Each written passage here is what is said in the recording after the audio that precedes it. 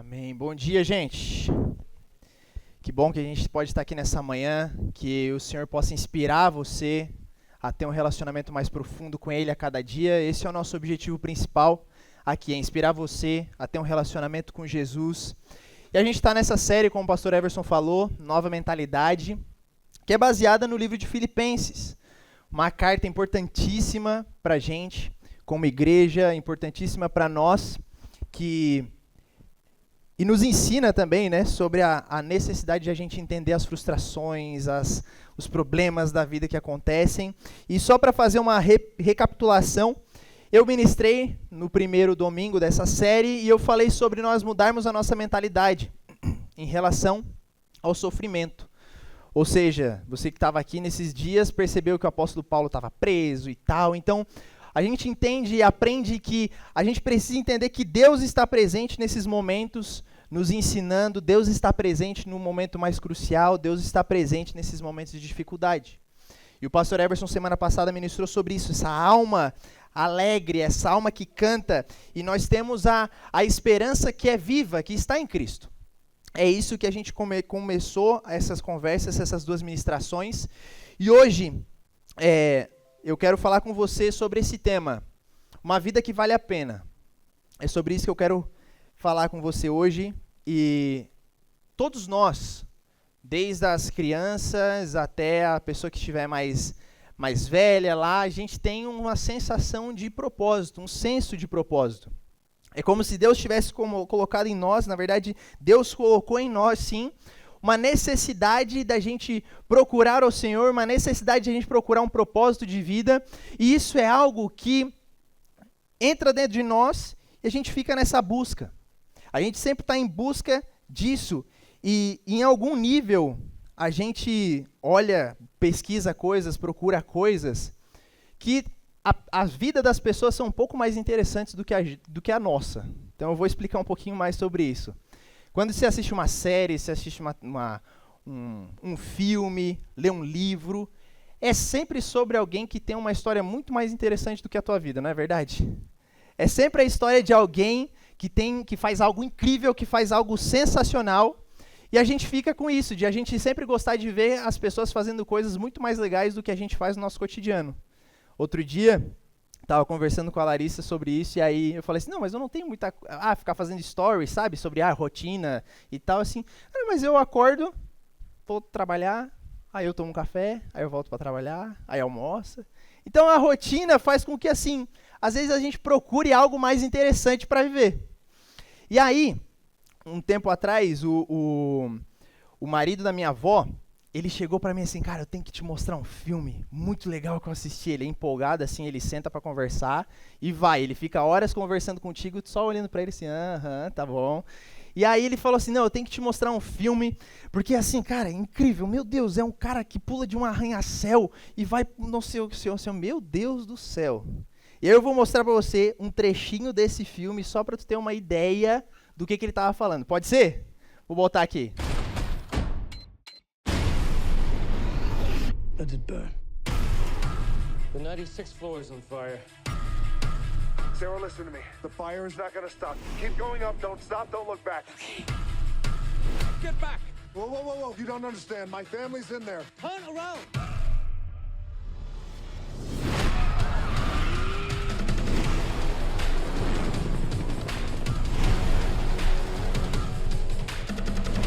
Okay. Don't look down. That was dumb.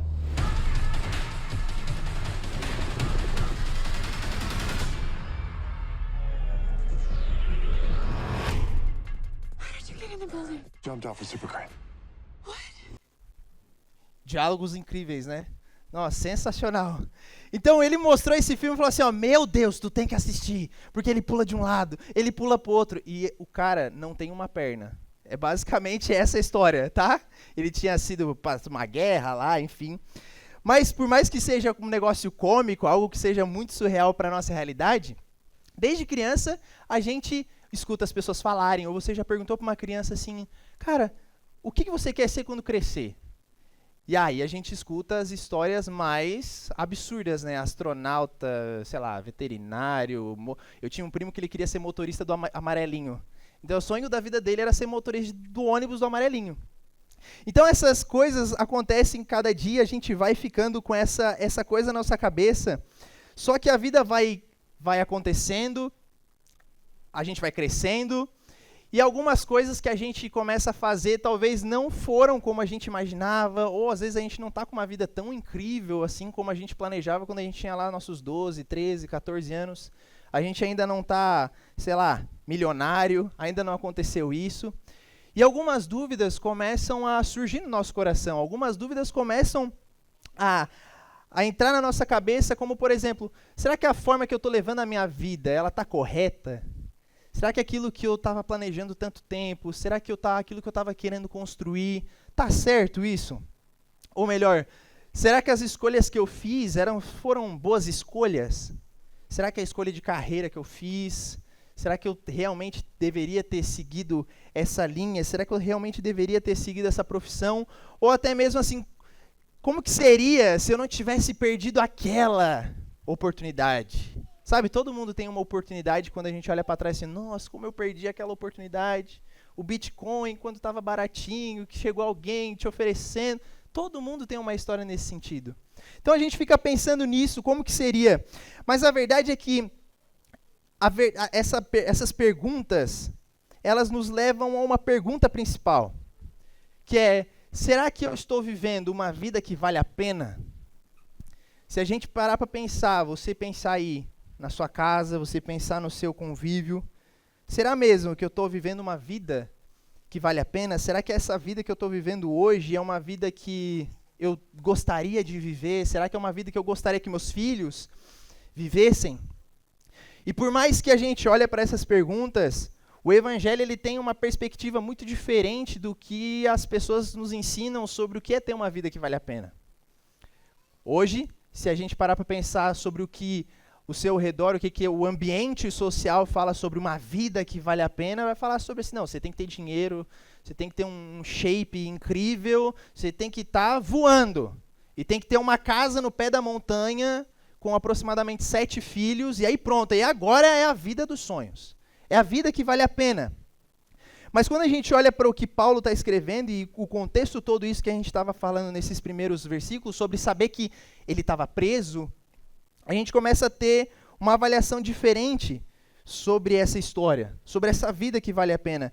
E uma das coisas mais incríveis que a gente pode caminhar, né, ter nessa caminhada cristã, é saber que pela morte de Jesus nós somos reconciliados com Deus.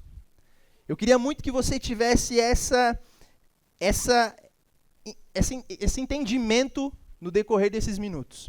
Então Jesus morre por nós, para que assim a gente possa ser reconciliado com o Senhor.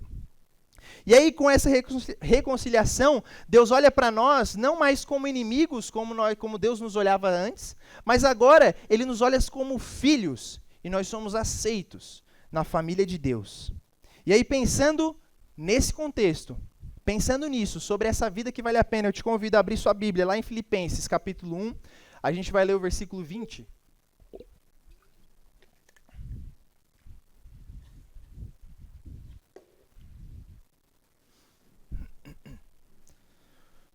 Filipenses 1, 20 vai falar o seguinte: minha grande expectativa e esperança é que jamais seja envergonhado, mas que continue a trabalhar corajosamente, como sempre fiz, de modo que Cristo seja honrado por meu intermédio, quer eu viva, quer eu morra. Olha para cá um pouquinho. O que a gente está vendo aqui é um homem que está à beira da morte. O que a gente está vendo aqui é um homem que está num ponto crucial da sua vida, e ele não tem mais medo da morte, ele não tem mais amor à vida, basicamente. Então, o que Paulo está dizendo aqui sobre esse testemunho é o seguinte: olha, eu quero ser encontrado fiel até o fim. Eu quero ser fiel a Cristo até o fim. De tudo aquilo que eu preciso, de tudo aquilo que eu procuro, eu não quero ser envergonhado em, no final das contas, não ter sido alguém que amou a Cristo, apesar de todas as coisas. E o mais maluco que a gente pode ver nessa história toda é que, por causa da prisão de Paulo, que Cristo ele estava sendo conhecido, pregado e, acima de tudo, ele estava sendo engrandecido com a prisão dele. E isso na nossa cabeça começa a fazer algo sem sentido. Porque, cara, o cara preso, mas ele fala assim, não, eu quero que Cristo seja engrandecido na minha vida. Enquanto ele estava preso, ele começou a pregar para os guardas, da guarda romana, ele começou a levar cartas para os seus irmãos de outras igrejas, essas igrejas estavam sendo estimuladas a viver isso fielmente a Cristo, então Cristo estava sendo conhecido por outras pessoas, Cristo continuava sendo pregado, e acima de tudo, Cristo estava sendo engrandecido. E lá em Romanos, ele vai escrever algo parecido com isso aqui, ó. Nós nos alegramos por enfrentar dificuldades e provações, pois sabemos que contribuem para o desenvolvimento da perseverança. Ou seja, quando eu estou passando por vários problemas, isso gera em mim perseverança. E essa perseverança gera caráter aprovado. E esse caráter aprovado fortalece a nossa esperança, e essa esperança ela não nos decepcionará, pois sabemos que Deus nos ama. Ou seja, essa dor que nós vivemos nos leva a ter esperança. Em algum jeito, essa dor que você está vivendo hoje, a dor que você viveu no passado, ela te fortaleceu para gerar um caráter aprovado. E esse caráter aprovado, ele te gerou esperança. E a esperança mais incrível que nós temos, que Deus nos ama. E ele vai continuar falando o seguinte, pois para mim, o viver é Cristo e o morrer é lucro. E isso é um paradoxo para a gente, porque a sociedade nos exige uma vida mais glamurosa. A gente está as coisas ao nosso redor exigem a gente a vida dos sonhos, que a gente tem que acordar às 5 da manhã todos os dias para ter uma produtividade a 1000. É isso que a vida nos exige. Só que Paulo vai dizer assim, ó, não, é a morte que para mim é lucro. O viver para mim é Cristo. Se eu estou vivendo, é porque Cristo, de alguma forma, com a sua bondade, com a sua misericórdia, ele derrama sobre mim. E enquanto Cristo derrama sobre mim a sua bondade, a sua fidelidade, mesmo preso, ele fala assim, o viver é Cristo. Então eu estou aqui preso, eu estou aqui algemado, eu apanhei, aconteceu tudo isso comigo, mas eu permaneço alegre porque eu sei que enquanto eu estou vivendo, eu estou em Cristo. E se eu morresse, para mim seria lucro. As nossas vidas, elas não deveriam ser uma busca por coisas, não deveriam ser uma busca pelo nosso próprio conforto, não deveria ser a busca pelas nossas próprias satisfações, mas sim buscar com que o reino de Deus continue progredindo, mas continuar com que o reino de Deus se fortaleça. É isso que o Senhor espera de nós, que a gente tenha uma vida que faça com que o evangelho possa progredir. E aí eu faço uma pergunta para você, o que representa a vida para você? Para um minutinho pensar nisso, nessa pergunta. Se você pudesse escrever isso num papel, o que representa a vida para você? E tem um pastor poeta, nasceu em 1800 e lá vai coisa, ele fala o seguinte, a vida é aquilo para qual nós estamos vivos. A vida é aquilo para qual estamos vivos. E aí eu queria te dar uma oportunidade para, pensando nisso, você completasse essa frase. Para mim, o viver é... Não, não, eu espero que essa seja a sua resposta. Mas pense em você agora, no fundo do seu coração, som do seu coração. Para mim, o viver é... E aquilo que eu estou vivendo. O que para você, aquilo que está tendo no seu dia a dia, o que para você tem sido aquilo que tem sido a sua vida de verdade. E quando você pensa na morte e o morrer é... O que é a morte para você? Talvez, para mim, o viver é ter mais dinheiro, talvez para mim viver é ter um relacionamento estável, talvez eu estou vivendo a minha vida inteira à busca de uma graduação, talvez eu estou a vida inteira à busca de um bom trabalho, e aí quando você olha para isso, o morrer para você não é o lucro, como Paulo fala, mas o morrer para você seja perder tudo, os prazeres da vida. Talvez o morrer seja perder aquilo que você mais tem tentado construir, aquilo que você tem mais buscado. Quais são as lacunas que essas perguntas podem levar a você repensar muitas coisas que você tem tentado construir, tem tentado fazer? O que o Senhor tem te levado a repensar nos pódios da sua vida? Sabe? Aquela coisa que é em primeiro, aquela coisa que é em segundo, aquela coisa que é em terceiro. O que o Senhor tem para falar para você nessa manhã sobre assim, ei, aquilo que você está vivendo, ei, isso aí que você está dizendo que você ama, isso aí que você está dizendo que é aquilo mais importante para você, isso é passageiro, isso é uma coisa que vai ser esquecido, ei, isso que você coloca as suas mais importantes opções de vida, aquilo que você coloca como mais importante, que você bota o seu dinheiro, que você coloca a sua esperança, o que é isso que é viver para você? Às vezes é um filho, faz de tudo pelo filho, e o viver vira o filho, o viver não é mais Cristo, agora é o filho, é a filha. O que tem colocado? O que tem tomado lugar aí que deveria ser o segundo, o terceiro, mas está tomando lá o primeiro lugar de toda a sua vida? E você está vivendo exclusivamente para isso.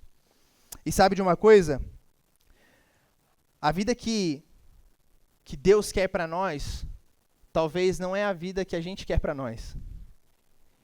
Talvez a vida que Deus tem para mim e para você não é a vida que eu e você estamos procurando.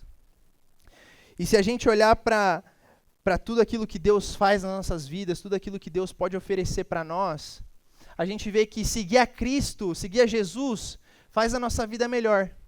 Por quê? Porque as nossas perspectivas em relação a todas as coisas acabam mudando. Então você ama o Senhor, você começa a seguir a Jesus, eu tenho certeza absoluta que a sua vida vai melhorar.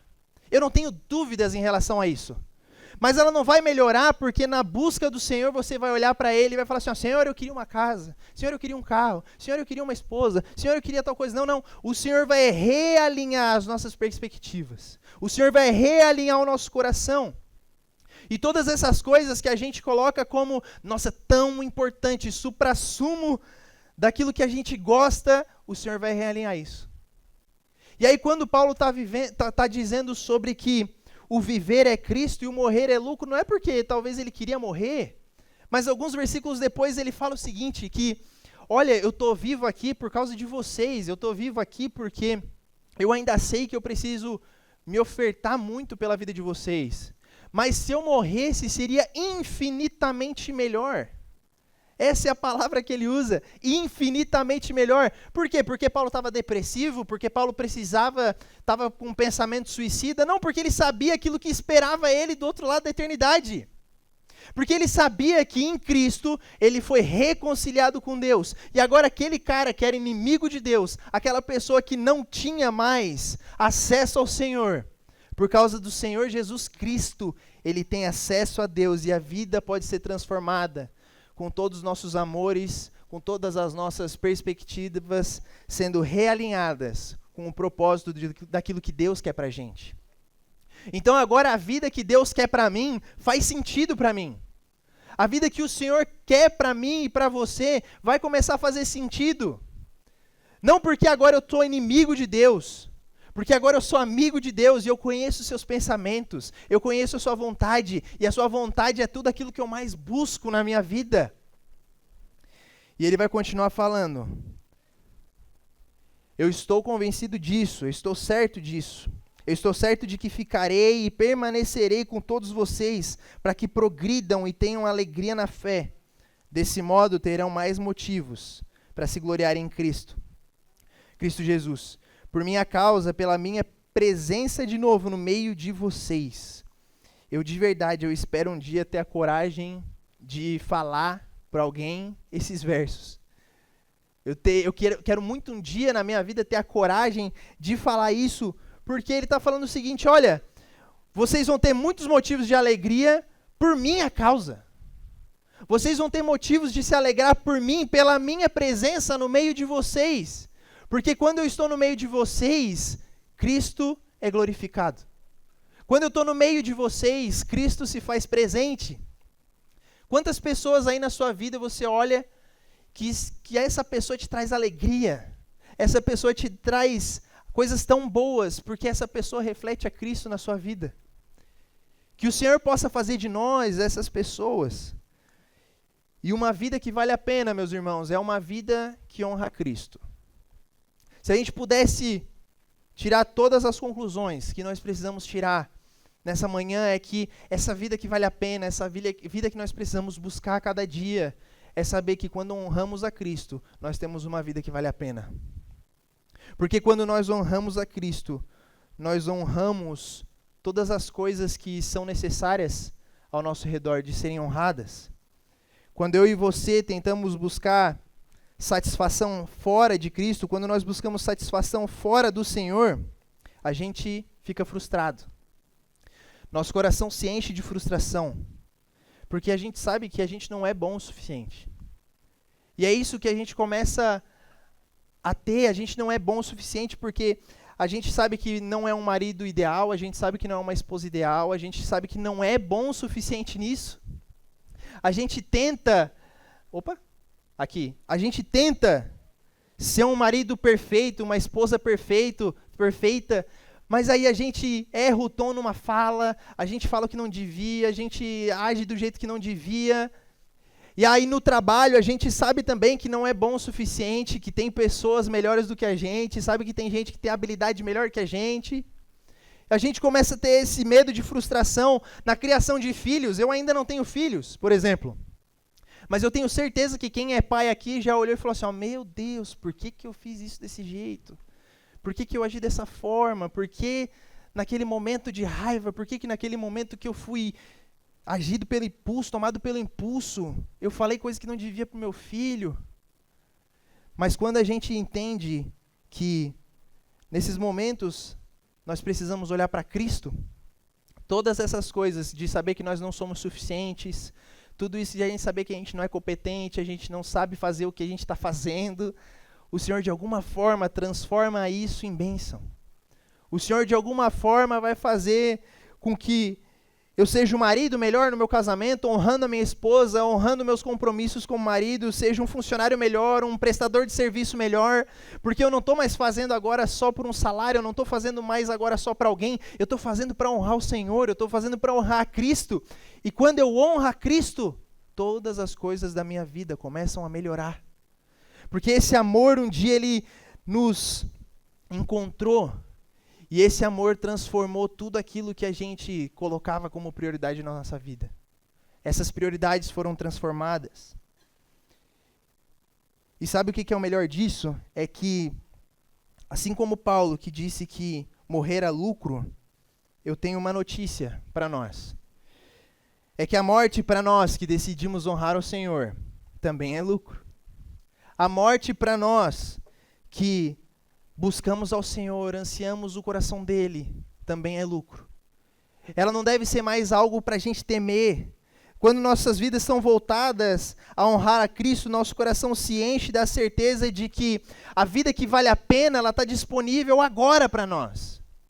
Porque essa vida que vale a pena não é só quando eu mudar de cidade, não é só quando eu mudar de, começar um relacionamento. Não, a vida que vale a pena é agora, porque os nossos corações estão voltados para honrar o Senhor. E assim a gente vai ser transformado por Ele a cada dia.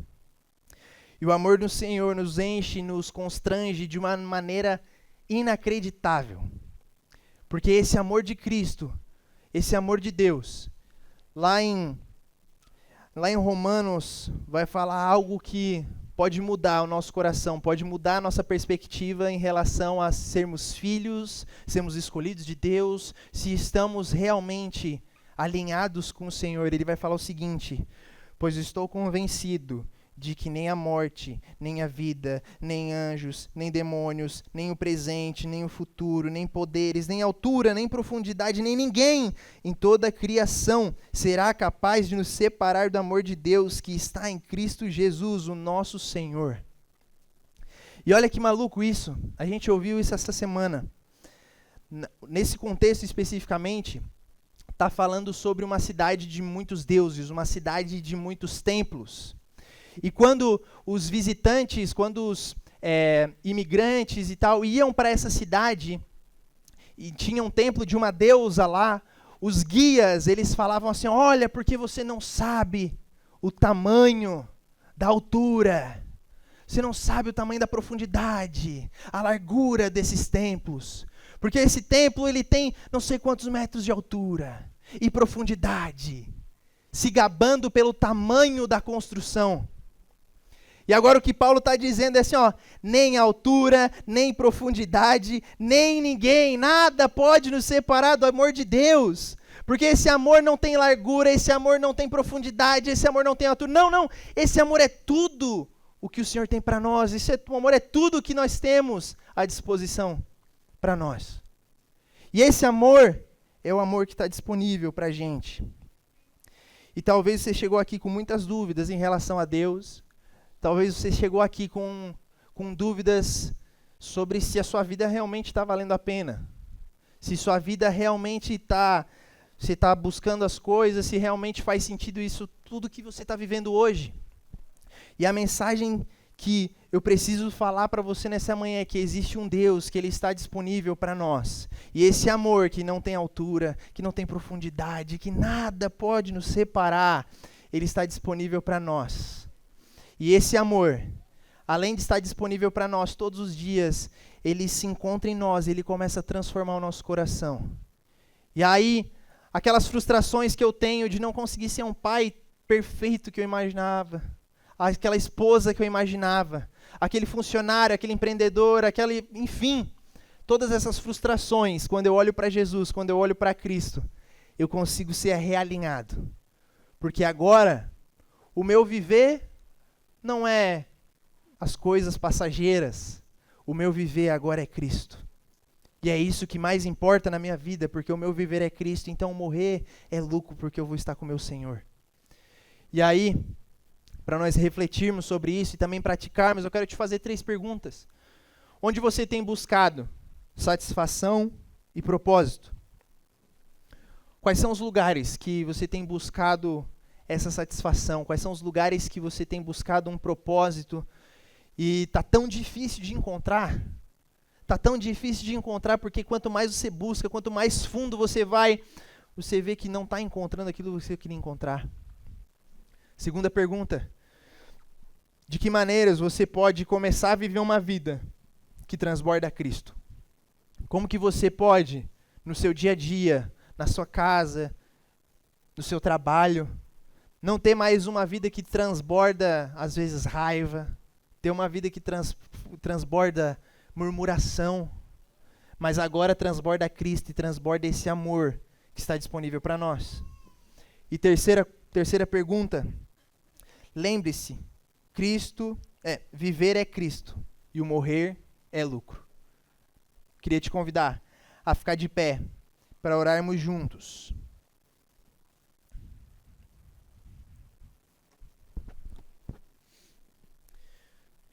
Baixe sua cabeça, feche seus olhos. Que nesse momento você tenha um momento de olhar para dentro de você e falar assim, ó, Senhor, o que dentro de mim, sonda o meu coração, sonda tudo aquilo que eu tenho feito, sonda as minhas ambições, Pai. E me mostra o que disso tudo eu tenho buscado em outros lugares, o que disso tudo eu tenho fugido do Senhor, Pai. Mas eu quero entender, Deus, eu quero que esse amor que nem altura, nem profundidade, nem altura que pode me separar, Deus, me apresenta esse amor. Me apresenta esse amor, porque assim como o apóstolo Paulo disse, Deus, eu quero poder ter coragem um dia de dizer que onde eu estou indo, onde as pessoas estão ao meu redor, eu transbordo o amor de Cristo, porque eu consigo glorificar ao Senhor, eu consigo honrar a Cristo em tudo aquilo que eu faço, Pai. Então, Deus, começa, Pai, nessa manhã, a transformar a nossa forma de enxergar as coisas. Nos mostra, Senhor, que o Senhor tem caminhos muito mais elevados, nos mostra que o Senhor tem caminhos muito mais satisfatórios. E essas satisfações que a gente tenta buscar em tantos lugares, em tantas pessoas, possa tomar um lugar mais do que secundário no nosso coração, mas não ter espaço no nosso coração, onde tudo aquilo que a gente busca de verdade seja o Senhor. que o Senhor é a razão da nossa felicidade, o Senhor é a nossa razão de esperança, Deus. E produz em nós, mesmo nesses momentos de dificuldade, produz em nós caráter aprovado, produz em nós essa esperança que não falha, porque essa esperança nos lembra que o Senhor nos amou, Deus. Em nome de Jesus, Pai. Você pode dar um forte aplauso a Jesus por isso. Que o Senhor possa falar ao seu coração durante essa semana, que você seja cheio do Espírito Santo de Deus a cada dia. Quero te convidar a dar um abraço aí na pessoa que está do seu lado, não deixe de cumprimentar, toma um café lá com a gente e Deus te abençoe. Até semana que vem.